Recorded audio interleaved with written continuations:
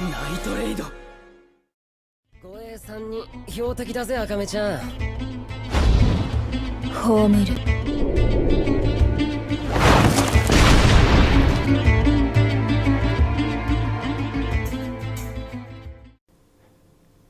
Hello there, fellow humans. One thing I've learned from definitely being a person is that we are more than just informed by the world around us. We are all created by the system we live in. Great work, detective. You cracked the case.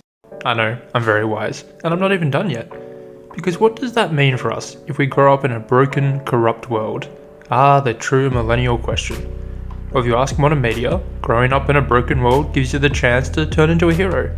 From the greatest adversity comes the greatest character, and all that bullshit. As while it can turn some of us into heroes, for others, however, it will truly break you, turning us into the villains of our own story.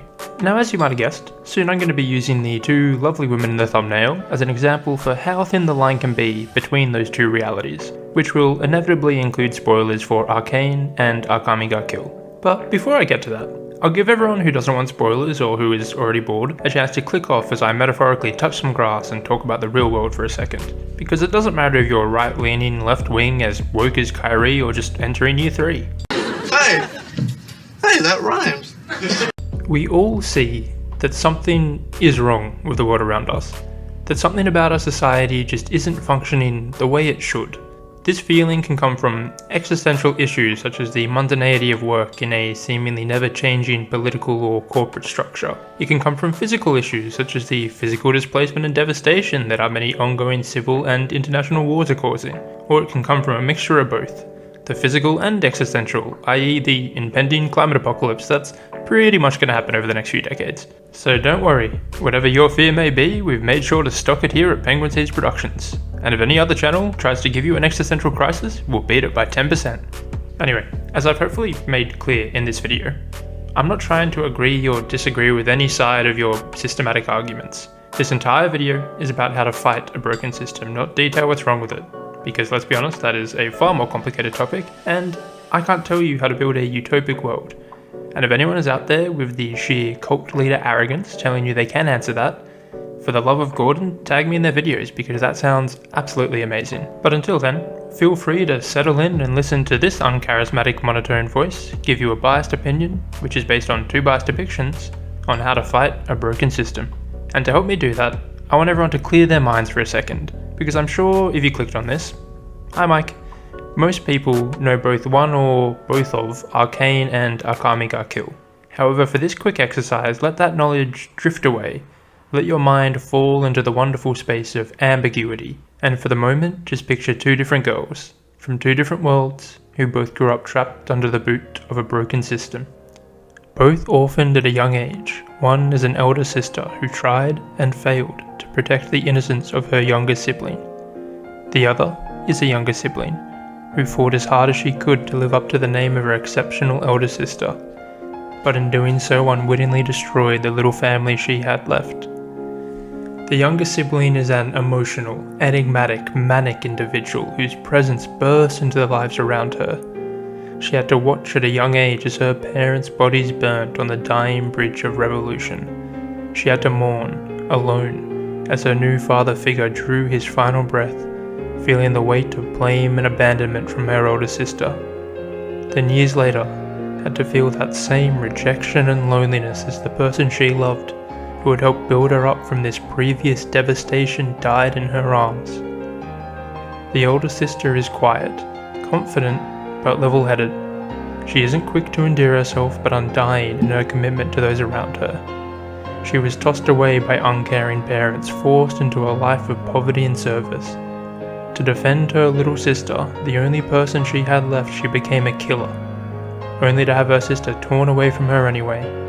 Leaving her without the care of parents or love of a sibling, she was forced to grow up isolated and detached from the world around her. The younger sister, against the wishes of her elder sibling, a sibling that had abandoned her and joined forces with the people responsible for her pain, also became a killer. She incited a civil war, created a rift, a change in their world that could never be undone. The elder sister continued in her life detached from society, leaving her younger sibling stuck in the cycle of drugs and pain that had come to rule her life. She became an assassin, eliminating any and everyone put in front of her with the same cold indifference that the world had shown her. So, for the big question, out of these two girls, who would you say was broken by the system, and who broke it?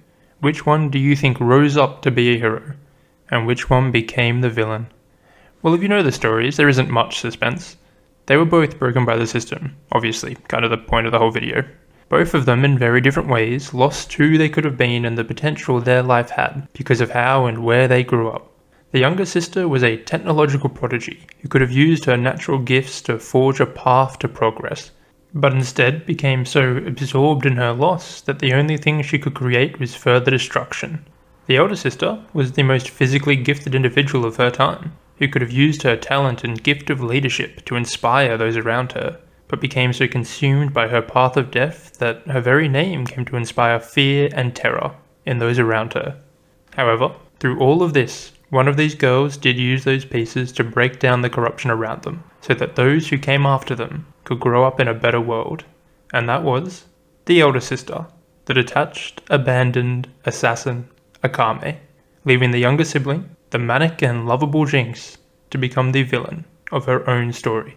Now, if you know the stories and paid attention to the clips during my little tale, I hope you noticed how this story could have just as easily been about Kurame, the younger sister of Akame, or Violet, the elder sibling of Jinx. Hell, change a few pronouns, it could have been about the Joker and Batman, Gamora and Nebula, or even two real humans, just like you and me, because we are all built by the world we live in. And I don't know if you watched the news or TikTok or paid attention to what I said at the very beginning of this, but that world, our world, is broken, and it keeps fracturing further every day.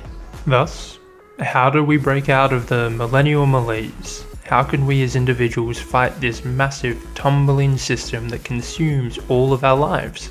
Or, better put perhaps, really makes you wonder why I didn't just edit out the first one, doesn't it? Get on with it. Yes, get on with it. Anyway, like Akame, how can we create the change that we don't just want to see, but need to happen? Well, of course, it all starts by liking and subscribing to the Penguin Siege Productions YouTube channel. Because, I mean, we can't do it until I hit 2 million subs. It's just not possible.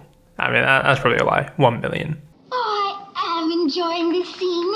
Get on with it. Sorry, quasi-fake self-promotion out of the way. The thing that makes fighting a system so hard is that it incorporates everything. It's so big, so incomprehensible, that it makes a lot of people feel like they can't fight it, even if they want to. The majority of individuals just don't. They say, it's too far gone, it's out of my hands. All I can do is make the best of my time here. This is stage 1 of how a system defends itself. The personal stage. It isolates individuals into thinking that their actions only happen in a vacuum, that their choices only influence those around them, paralyzing the majority from trying to change their circumstance. Let's say, to be devil's advocate, you haven't given into cosmic nihilism just yet. You want to take the steps you can to improve the structures that exist around you by your own personal actions. This is stage 2, the internal stage.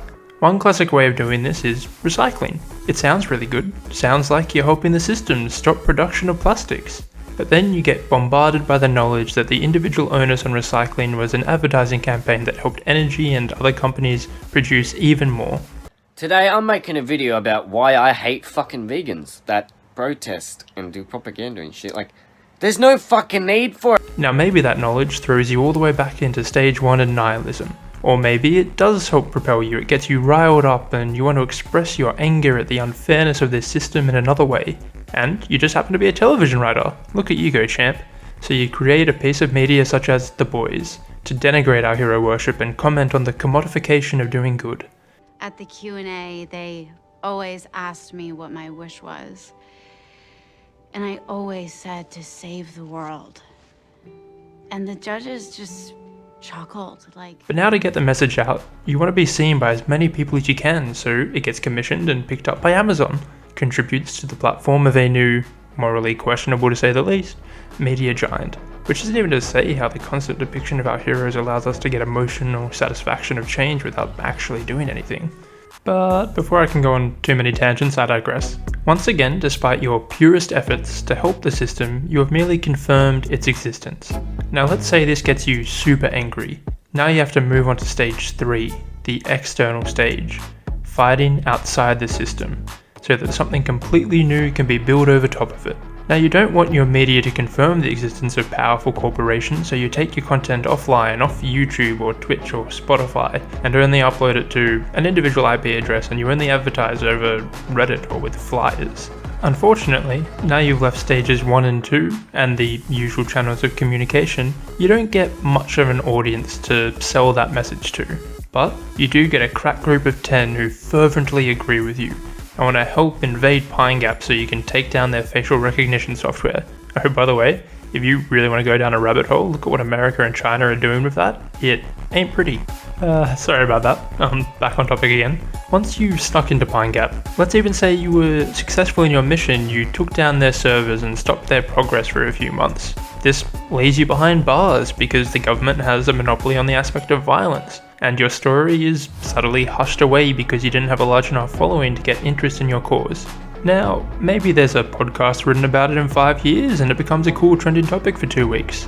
But once again, you haven't exactly broken the system. So if you can't win within the system, and you can't beat it from without, how do we fight it? How did the broken Akame successfully fight a corrupt system?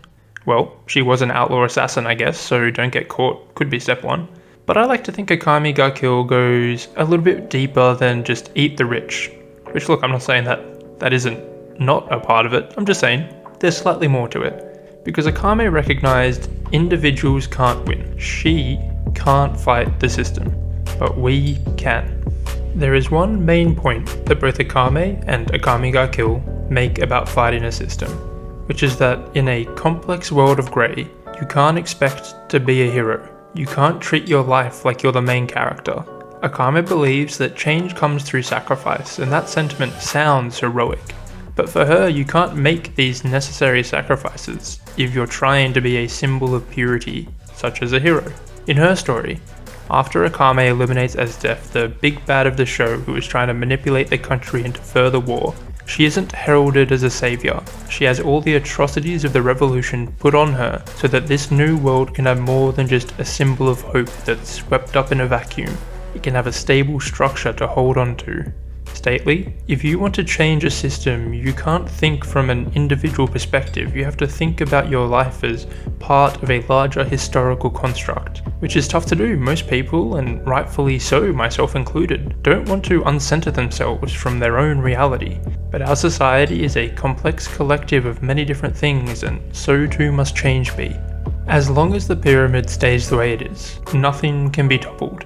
While most people sit at the bottom, at stage 1, our structures have a solid base, but if the majority of people move into stage 2, all of a sudden that pyramid, it becomes unstable. Then, if as a collective we trickle our way from stage 2 to stage 3, that's when things can begin to topple over. Now obviously, Akame ga Kill is a show and far more grandiose than reality, but the point stands. If you're wanting to create change to only help yourself, then you might change your circumstance, but you will never get enough people following you up that totem pole to make real change to the system. Or, maybe even worse, you'll end up like Jinx. Jinx also did not become a hero. She became a true villain. Maybe not even in your eyes, but in hers. You have to understand Jinx's story is filled with regret, abandonment, trauma, but it centers on love. Powder was destroyed by Silco, and Jinx abandoned by Violet. But Jinx was also loved by Silco, and Powder forever loved by Violet and Echo. Jinx is caught in this turmoil of love. She fights for the love she deserves, fights for the love she has lost, fights for the only thing her broken, cruel world has left her, herself. We can all empathize with Jinx's pain, and we can see the unfairness and inequality that left her having nothing but herself to fight for. It's why everyone just wants to give the poor girl a hug. But that doesn't stop the reality. As she fights and fights and fights, everything in her life wears away until sadly, she's fighting the only thing that she has left to fight. Herself. Leaving her broken and alone. Now, I'm not here trying to say that detaching yourself from your trauma is a better response than internalizing it. I'm just saying that, just like all of us, these two girls, Jinx and Akame, struggled with and were defined by the inequalities of their life. Just like all of us, they grew up in a broken system. And the same as all of us, they show how the best way to deal with the issues in your life, the best way to improve the world around you, isn't alone. Because it's very easy to break one person. It's very hard to break 7 billion. Especially if you believe in the heart of the cards.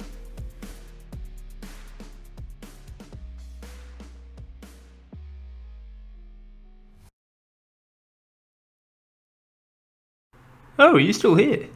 Good on you. As a reward for your Marvel post-credit reveal, I should probably let you know that this is also how you radicalize a conspiracy. Start with a broad, sweeping sentiment or fact allowing others to feel correct. Tie that fact to an alternative narrative, a narrative that doesn't even need to be that truthful or connected, but will lead your audience to reflect on their current state of loneliness or social exile.